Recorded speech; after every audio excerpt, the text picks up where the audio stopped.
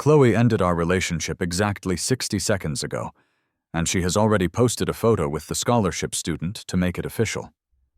She claimed that Ethan has been struggling with depression, and she believes that once she helps him become as optimistic and cheerful as I am, she might consider getting back together with me.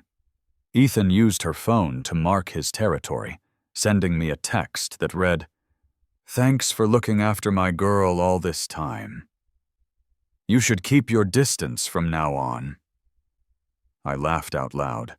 It took exactly 30 seconds to convince my father to cut off his funding. After my father informed the school administration that he was terminating Ethan's scholarship, he immediately notified Chloe's mother. The engagement between our two families was officially canceled. At that same moment, Ethan's best friend forwarded me a video of Chloe and Ethan getting intimate at a party. In the footage, Chloe was clearly intoxicated, wrapping her arms around Ethan's neck and kissing him while his face turned a deep shade of red. Someone in the background, clearly enjoying the drama, shouted, "Chloe, aren't you afraid Liam is going to be upset?" Chloe cupped Ethan's face, tracing his lips without a hint of shame. "It's fine. Him? He's easy to handle. We grew up together. Don't I know him better than anyone? He is so annoying, always taking first place on exams just so Ethan can't get the merit scholarship. I'm just teaching him a lesson." I let out a cold, bitter laugh. So that was what she really thought of me. Chloe continued, her voice slurring slightly. "Besides, I'm bored of him. That goody two-shoes is so stiff. He won't even let me touch his hand. It's so boring. The thought of getting engaged and being tied to him after graduation makes me physically ill." She made a disgusted face at the camera. Ethan quickly pulled her into his arms. "I won't be like him. You can touch me however you want, babe. But only you." Chloe laughed loudly, tightening her arm around Ethan's waist. "I like guys with a bit of edge, like Ethan. Whoever wants a guy like Liam can have him. I certainly don't." I could barely suppress the nausea rising in my throat. Suddenly, a cool, crisp voice cut through the noise in the video. "I'll take him then." It was Maya, the class president who had tied with me for first place in academics for years. Chloe's expression instantly turned sour. Ethan blinked innocently and tugged on her hand. Chloe scoffed weirdly. "Go ahead. But he's been obsessed with me for over 10 years. He's practically died for me a dozen times. I'm sick of him. He's a loyal dog, guarding his virtue just for me." Maya laughed, though the meaning behind it was unclear. She adjusted her blazer, revealing a pale, slender wrist adorned with a delicate designer watch. "Let's go." Her gaze swept over Chloe and Ethan, who were clinging to each other, looking slightly repulsed.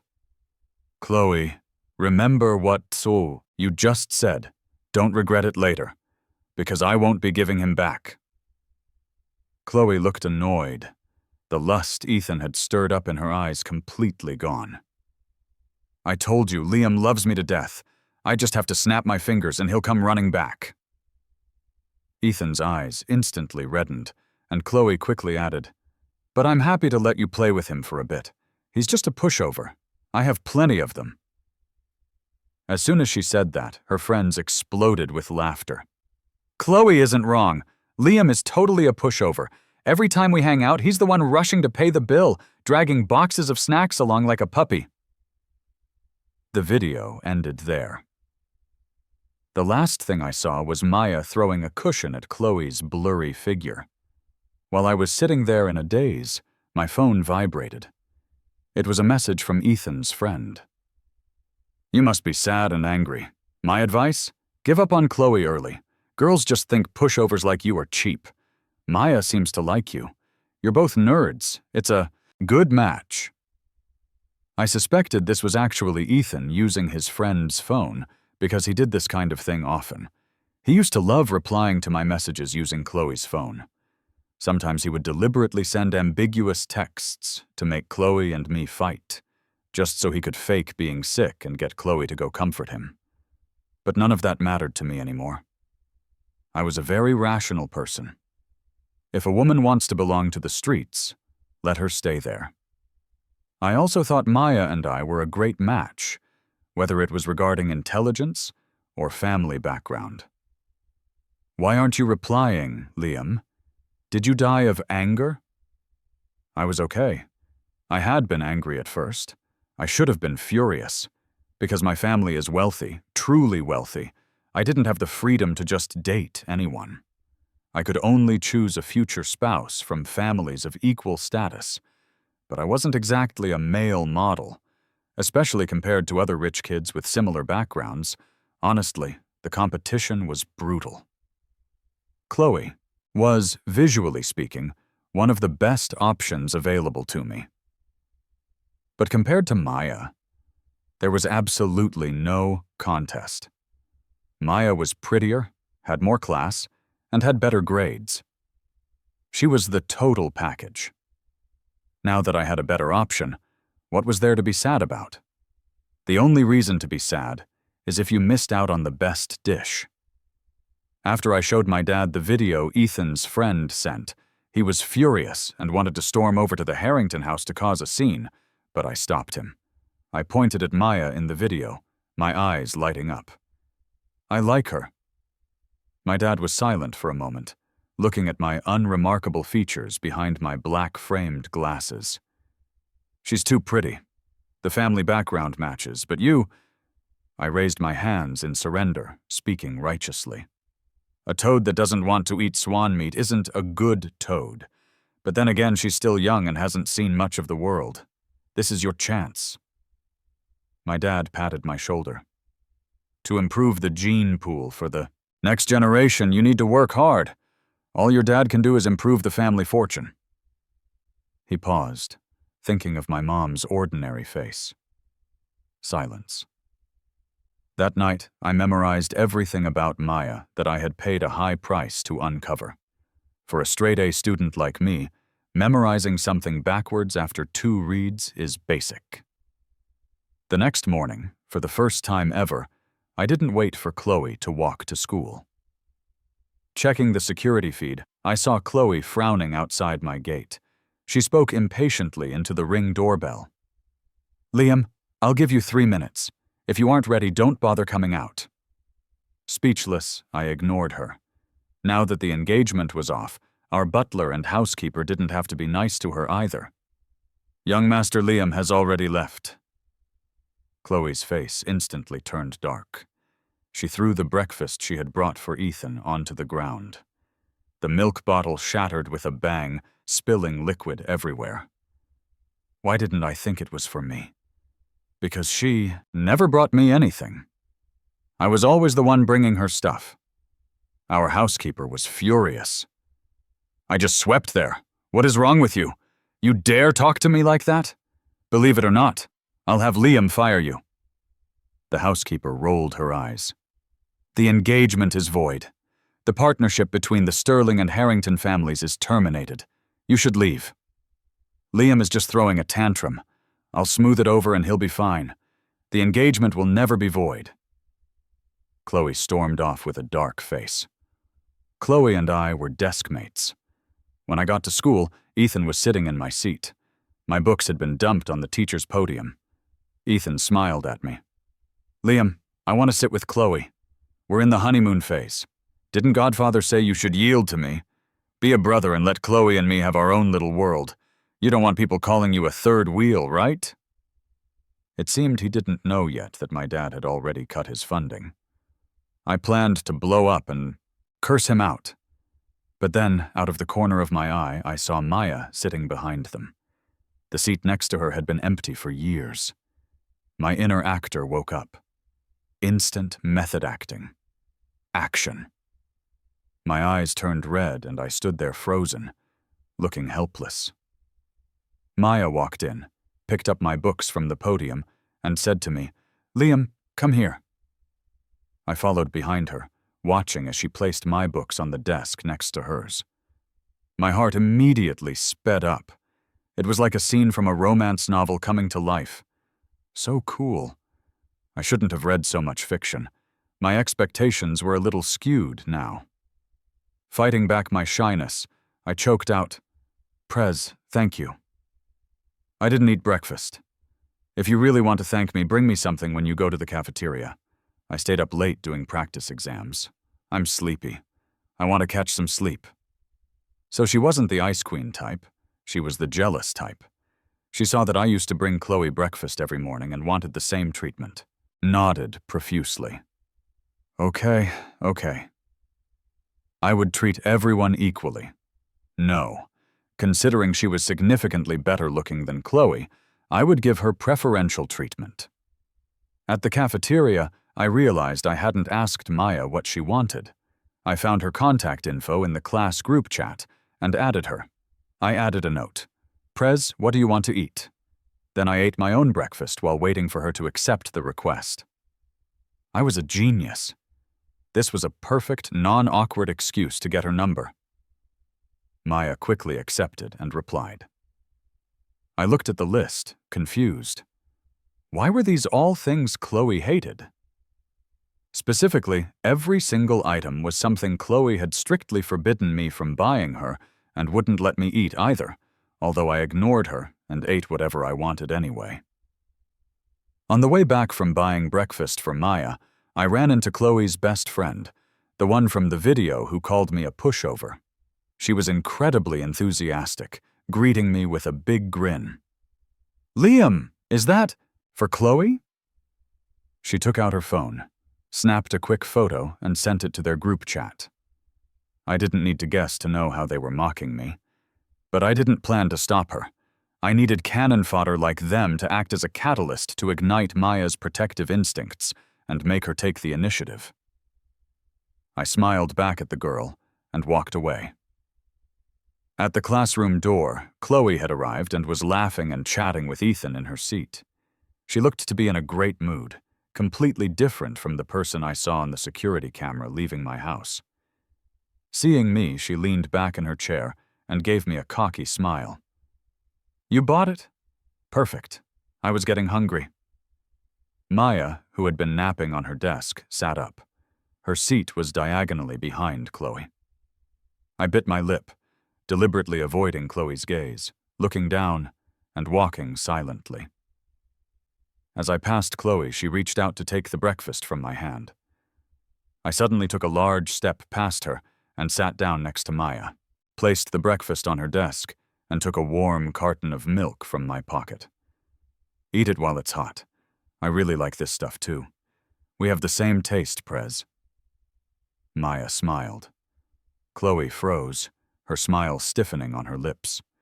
The amused expressions on her judgmental friends' faces also froze. "Liam, that wasn't for Chloe?" I spoke quietly but firmly. "She has a boyfriend. Why would I buy it for her? Besides, the engagement is off. We cut ties a long time ago." This was a prep school for the elite. Aside from those sent abroad by their families, all the second-generation rich kids in our circle were here. Some were low-key, some were loud. But everyone knew about the merger between the Sterling and Harrington families. As my voice fell, I saw the corner of Maya's mouth curve up in amusement. Chloe's face, however, was terrifyingly dark. She glared at me coldly. "Liam, don't regret this. I don't need a disloyal dog. Even if you come back begging, we're done." I cursed back. "You're the dog. A dog in heat, jumping on everything in sight." I was usually so quiet that my good boy image was deeply ingrained. This was the first time anyone had heard me swear.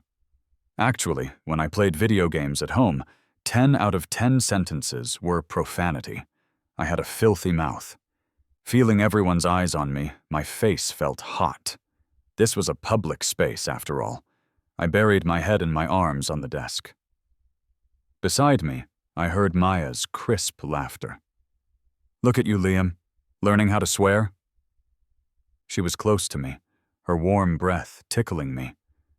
My ears itched and my heart trembled. I suppressed the urge to pull Maya into a hug. Restraint. I needed restraint. Chloe called me stiff because I refused to even hold hands. Is it possible that I refused because her hands were ugly and sweaty? I might be a guy, but I have hygiene standards. Maya's hands were different. Pale, slender, elegant joints. Dangerous thoughts. After evening study hall, as I packed my bag, I looked at Maya awkwardly, hesitating. She capped her pen, her finger slightly bent. I started overthinking again. Is there something I can help you with, Liam? Such a standard goddess voice. I used to have to pay money on apps to hear voices like that. Now I was getting it for free. Why was I letting my imagination run wild again? It was all her fault for charming me. I forced myself to act normal. My driver has something to do tonight and can't make it. What a clumsy excuse. We're billionaires. Who only has one driver? There was a knowing smile in her eyes, but she didn't expose me. Okay, let's go. It's on the way. It wasn't on the way at all. We both knew it. But I didn't expose her either. The talking stage. So nerve-wracking, so shy, so awesome. I wanted to scream. I was hooked. The ride was silent. Maya and I looked at our own practice exams. Time passed quickly. Tomorrow was the start of finals. When we arrived at my gate, and I was about to get out, Maya put down her papers and took off her silver-rimmed glasses. Liam, where do you want to go for college? The one close to home, probably. There was only one top-tier university close to home. Maya smiled. Me too. Good luck tomorrow. I hope recent events won't affect your performance. I couldn't help but be a little arrogant. Of course not. I'm the perpetual first place. I know, because I am too. She smiled, pleased with herself. So beautiful.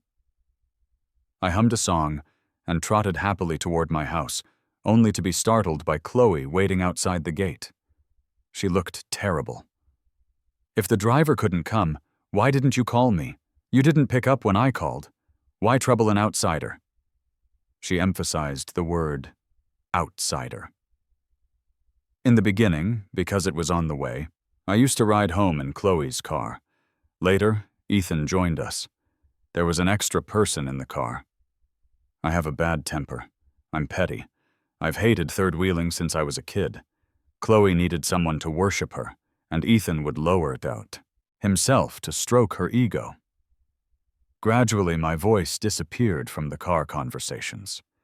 It was all their laughter. After that, I had my driver pick me up every day.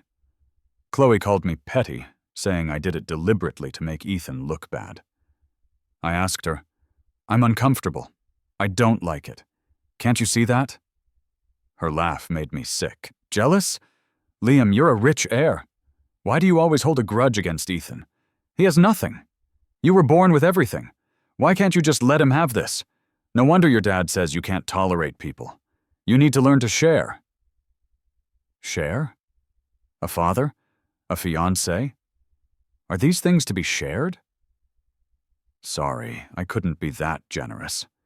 Ethan's situation wasn't my fault, and everything I had wasn't gained by hurting or bullying him. I had no obligation to share with him. We parted on bad terms that time, and Chloe ignored me for months. This time she couldn't even last a day. Truly, people act cheap, especially her. To me, you're the outsider. Now, Chloe, do you just like eating from the bowl while looking at the pot? When you were with me, you were shady with Ethan. Now that you're with Ethan, you're haunting me. Are you an octopus with all those legs to stand on two boats so you couldn't get through because I blocked you? Understand? I didn't understand. I insulted her, yet she looked happier. How could someone be more twisted than me? Liam, I knew you were jealous. Unblock me quick. I'll pick you up for the exam tomorrow morning. I won't bring Ethan, okay? Her tone was so gentle, I got goosebumps. Christ, are you an idiot? Do you not understand English? I'm allergic to stupidity, lady. No wonder you're always at the bottom of the class. It's not just math you can't do. You can't even understand human speech. You're hopeless. Tell your mom to ship you overseas. If your family didn't have money, you wouldn't find a single college in this country that would take you. She scoffed, resting her head on her arm, against the wall. Curse all you want. Fighting is affection, scolding is love. I know you're angry. Didn't we agree? Once Ethan's depression is cured, we'll get back together. I couldn't take it anymore. I sneered. You make me sick. I slammed the gate shut. I had nightmares all night. Chloe was disgusting. The next morning, I got up half an hour early just to avoid running into her. I seriously suspected she was sent by Ethan to mess with my exam mindset. When Chloe arrived at the classroom, I was exchanging solution strategies with Maya. She looked at me, barely suppressing her rage. I didn't even glance at her. Before we left, the homeroom teacher came in. After going over exam rules, he spoke to Ethan. You need to go pay the fees for the last few mock exams later. Ethan froze in shock, glanced at me, and whispered to the teacher, But aren't those fees waived for me? The teacher adjusted his glasses. The donor who sponsored you called the school to terminate your funding. From now on, you are responsible for all your university expenses. You will not be receiving a monthly living stipend anymore. Ethan's face went sheet white. Feeling the eyes of the class on him, he turned bright red. The teacher asked bluntly, I'm actually curious. What did you do? That donor covers financial aid for the entire school, high school, college, grad school. As long as you study, he pays. Ethan, if he stops funding all the scholarship students because of you. The teacher's face was grim. I don't want to see that outcome. Watch yourself. Clearly, the teacher knew the reason. That's why he said it in front of everyone, leaving him no dignity. Because my dad's sponsorship had conditions. There was a contract signed back then. Ethan broke my dad's rule, so things got ugly. Ethan glared at me viciously. Liam, this was your plan, deliberately messing with my head right before finals. I won't let you win. I'm going to ace this. Oh, good luck, he choked on his words. I ignored the drama and focused on my papers. After the morning session, I went to the restroom to wash my face. When I came out, I met Chloe's stern, disappointed gaze. Liam, you've disappointed me. Who asked you to have expectations? I walked past her, but she grabbed my arm. She pulled me into an empty classroom and interrogated me. Why did you tell your dad about us? Your dad cut off Ethan's funding. The money is a small thing, but do you know how humiliating that is? How can you be so venomous? If money is a small thing, have the Harrington family sponsor him. Do you dare ask your mom? There was a knock at the door. Maya pushed it open and looked at me. Liam, the teacher is calling you. I stomped on Chloe's foot. She hissed in pain. I ran out and left with Maya. What does the teacher want? I lied. I paused, unable to stop myself from smiling and leaning closer to her. Good students lie too? Yeah. She seemed visibly unhappy. I thought maybe she messed up her essay. We walked in silence until we were almost there. Suddenly she spoke. Liam, she's no good. Can you stop liking her? My body shook. My palms suddenly tingled, itching and aching, and my throat went dry. I can. I heard my own voice trembling slightly. She finally looked happy. On the afternoon the exams ended, Ethan told me to wait for him. Since getting together with Chloe, Ethan mostly stayed at the apartment Chloe had near the school. The excuse he gave my dad was that living at school made it easier to study. Today, for some reason, he demanded to get in my car and go home with me. Of course, I refused. and I waited until he trotted up to the car door before telling the driver to drive off. He clenched his fists in rage, squatting on the ground, eyes red. Chloe arrived quickly, comforted him for a moment. I saw her mouth a curse word and then start making calls, probably to me. But she couldn't get through. She smashed her phone in. Anger. Of course she couldn't get through. I had blacklisted every contact method for both of them. Chloe, furious, dragged a red-eyed Ethan to my house to find me. My dad unceremoniously blocked them outside. My dad called Chloe's mom and told her to come collect her problem. Ethan is, to put it nicely, my godson. In reality, he's just a student I sponsor. Our families were discussing a merger, and your daughter rejected my biological son for him. Director Harrington, do I not have dignity? Does the Sterling family not have dignity? Now your daughter is making a scene at my gate with that kid. Is she trying to let the whole circle see my family as a joke? Chloe's mother apologized profusely, because, after all, her daughter was in the wrong. When Chloe's mom arrived, she slapped Chloe across the face. Looking at the sobbing Ethan, her mom screamed, "Shameless trash! If you hadn't seduced my daughter, would she be like this? If you want to stay alive in this city, stay the hell away from her." Ethan trembled in fear. Chloe stepped in front of him. "Mom, I initiated the breakup. Don't blame Ethan. Liam is just petty. He's making a huge scene out of nothing. But he's always listened to me. I'll just sweet-talk him and he'll be fine. Don't get involved." Her mom, furious, slapped her again.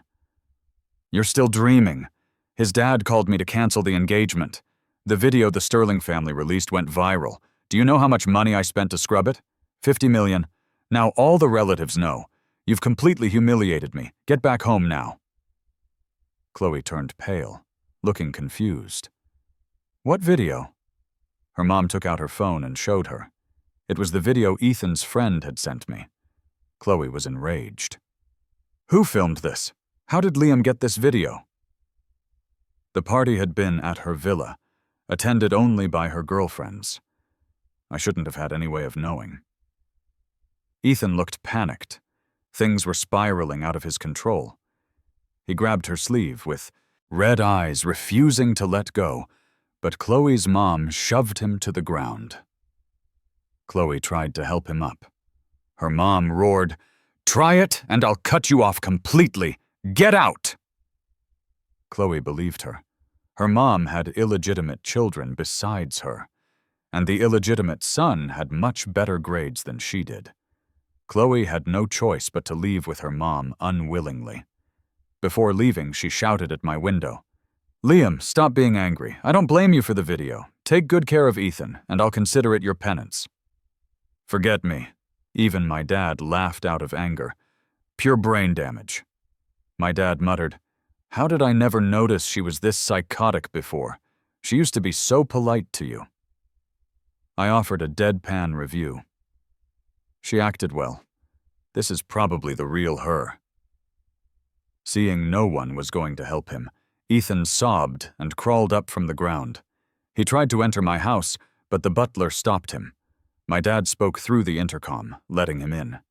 As soon as Ethan came in, he stood before my dad with bloodshot eyes, choking back tears.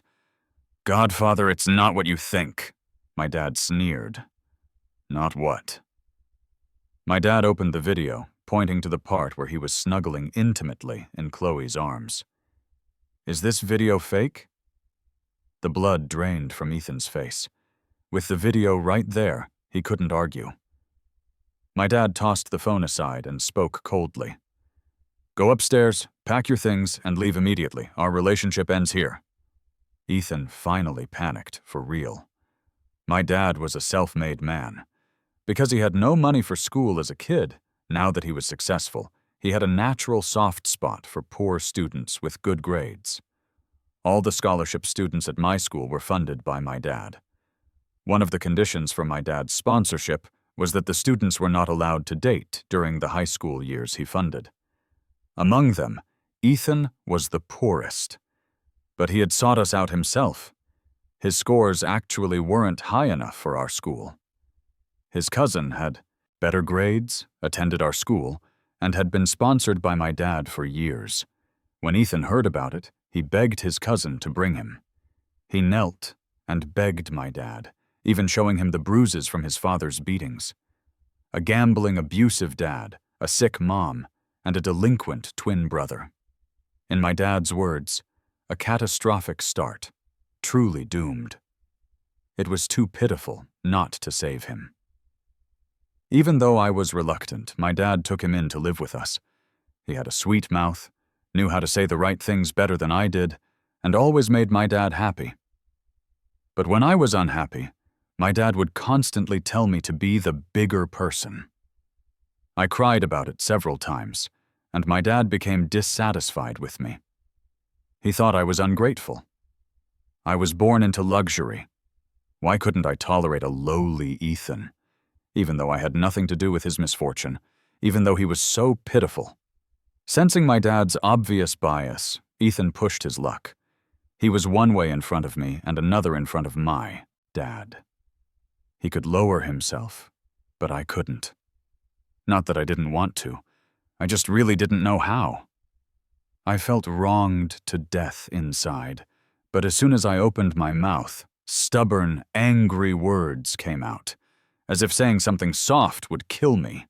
I could be nice to others, but the moment someone I cared about wronged me, my mouth turned into a lethal weapon. I really need a therapist. When my dad was angry, he'd say I was annoying and nothing like Ethan. My temper got even worse. I started hating my own state of mind. Whenever my dad mentioned Ethan, I exploded. I became extremely sensitive. I started hating this dynamic. I didn't want to go home. The three of us were stuck in a loop. Over 2 years, I was slowly ready to give up on this family and move into the dorms. But then Ethan set his sights on my fiancée, Chloe. Did he really like Chloe? Not necessarily. He just liked taking things from me. He enjoyed it when my dad scolded me to defend him. He enjoyed it when Chloe abandoned me for him. In those moments, he became the most important person to the 2 people I cared about most. So what if I was rich? So what if I had good grades? I was still his defeated opponent. He looked down on me with that arrogance. But finally, he tripped over his own hubris. Although I was sad, honestly, I was also dying of laughter. It was tragic, but hilarious. My enemy dug his own grave. There was nothing I could do. My dad viewed poor students with good grades through a filter of pity. But the thing he hated most was scholarship students dating when they should be studying. He was extreme about it. He felt poor students didn't have the luxury to date. In his philosophy of struggle, high school was the only chance for a poor kid to change their destiny. How could they date? That was the only condition for his funding. Ethan thought my dad cared about his grades and told him not to date because he cared about him more than me. Sorry, buddy. As I got older, I realized the truth. My dad just thought that besides studying, Ethan had no other path. But I was different. I was his biological son. Even if we fought, I was his only son. Before I was even born, my dad had paved the road for me. So even if my grades sucked, it didn't matter. But Ethan? He couldn't afford to slip. Godfather, listen to me. I know what I did was wrong. Give me one more chance, please. I love Chloe and Chloe loves me. Chloe said we'll get engaged next month. I'm also your son. Chloe will still be your daughter-in-law. Ethan's eyes reddened instantly, and he knelt to beg. My dad, frustrated beyond belief, practically roared at the butler to pack Ethan's things. He pointed a shaking finger at Ethan's face. You are insane. Do you know what the Harrington family does? Do you know how much they are worth? Let me tell you, Ethan. High school is over. You're going to college. Your grades aren't top tier, but you can get into a decent university. Study hard. When you graduate, You can live a life completely different from your past. Truly change your fate by relying on yourself. Chloe is a spoiled brat with no say in the Harrington family. You think you can use a rich, second-generation kid to jump the gate? You're dreaming. Relying on anyone is worse than relying on yourself. Even if Liam and Chloe break off the engagement, Chloe's future husband will only be the son of another entrepreneur. He will absolutely not be the son of a gambler. The Harrington family cannot afford that embarrassment. If you don't want to wake up one day and find yourself dead, I advise you to cut ties with Chloe immediately. Wait until the day you are so excellent that the Harrington family can ignore your background. Then come back and say what you said today. Ethan lowered his head, biting his lip. Suddenly, he smiled mockingly and stood up. In the end, you're still biased toward your own son, saying it's for my own good, hoping I do well. It's all lies. The moment you saw, Chloe chose me over your son, you panicked. You want to drive me out of the city so your son can get back with Chloe, right? Keep dreaming. Chloe looks down on a pampered prince like your son. She said she only loves me. Mr. Sterling, if you won't sponsor me, then don't. I will marry Chloe in the future. The money you sponsored me with isn't even worth as much as one watch Chloe bought me. I really don't care about it. I won't leave the city. I'm applying to schools right here. From then until the exam results came out, I didn't see Chloe. I heard she was grounded by her family. Chloe found the person who sent the video, but Ethan's friend was so scared he admitted he did it on Ethan's orders. Dog eat dog. Ethan threatened suicide, but this time Chloe didn't soften. Her mom took people to reclaim the apartment near the school, and Ethan was kicked to the curb. After the results came out, it was time for the graduation parties. Maya and I were separated by 2 points. It was 2 points higher. Maya's mother came to visit, hinting discreetly, "Why don't we hold the graduation party together?" My parents exchanged a look and smiled. Sounds good. We were thinking the same thing. The 2 kids have been tied for first place for years. What a great destiny. Maya's mother nodded with a smile. Yes, they grew up in the blink of an eye.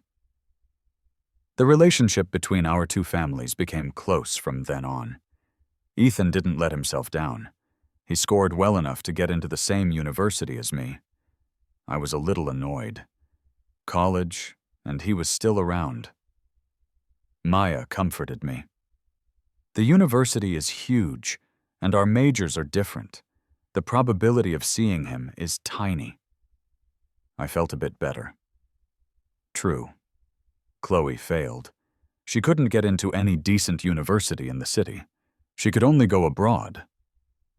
The day Chloe left for overseas, she came to find me. She looked haggard. Everyone in our circle knew about the situation between my family and the Harringtons. She seemed unwilling to accept it. You couldn't wait even a moment, could you? Or were you with her all along? But Liam, why should I wait for you? Our backgrounds are equal. I don't need to extract anything from you. But you never understood what respect means. She looked sad. You weren't like this before, Liam. You used to be so good, so obedient. No matter what I did, you stood by my side. When did you become like this? Yeah, I treated her that way. Not because I loved her so much, but because deep down I wanted her to treat me the same way. I believed that to receive, you must first give. So I kept giving, waiting for the same treatment in return. But she taught me a lesson. Throwing a meat bun at a dog is a waste. It never comes back. She was simply a bad person. She accepted people's sacrifices with peace of mind and gave absolutely nothing back. I'm not an idiot. Of course, I cut my losses and ran. I won't comment on those who sacrifice selflessly, but I wasn't willing to do that. I wanted the return that belonged to me. It's over. Maya and I are official. She asked me out yesterday. And you said yes? Yeah? Why wouldn't I? Should I leave a gourmet meal untouched and cling to a bowl of rotten rice? I'm not stupid, Chloe. Her eyes reddened. I can change. In the future, I'll show you a different me. Liam, I was a jerk before. I was tricked by Ethan, too. He played the victim and lied to me. Before he came along, I wasn't like that. You know that. Blaming others again. You're never wrong. It's always someone else. Wake up. Don't be so self-centered. After getting together with Maya, I was well fed.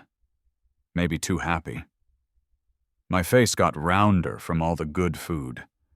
Maya wasn't wrong. The university was huge, and the chance of running into Ethan was slim. I almost never saw him, unless he actively looked for me. Today was my dad's birthday. Maya and I went home together.